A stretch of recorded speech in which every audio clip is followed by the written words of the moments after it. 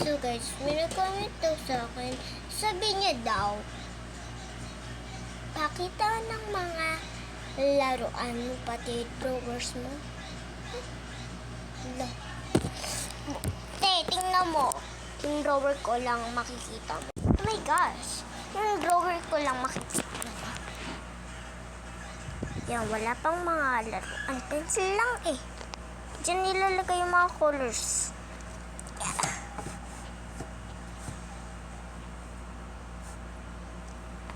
Tapos, look at here.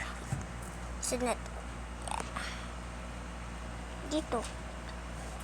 Wala rin. Oh my God. So may notebooks. So dito. Wala dyan. Ay, meron pala.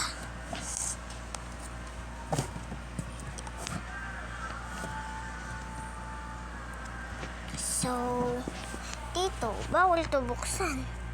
Kasi mabigat dyan. Aray ka! So, natitindihan ko naman sinasabi niyo.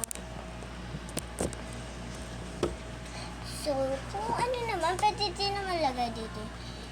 Yung mga pencil or ano, mga kape.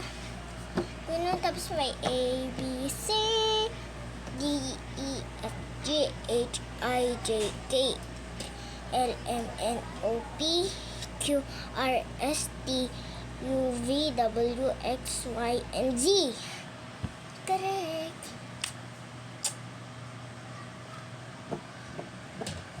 1, 2, 3, 4, 5, 6, 7, 8, 9, 10, 11, 12, 13, 14, 15, 16, 17, 18, 19, 20, 21, 22, 23, 24, 25, 26, 27.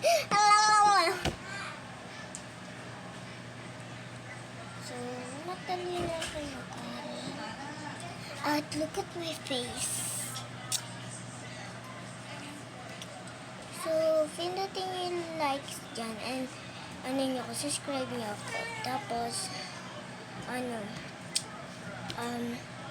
tapos please, sana madami mag-like sa akin.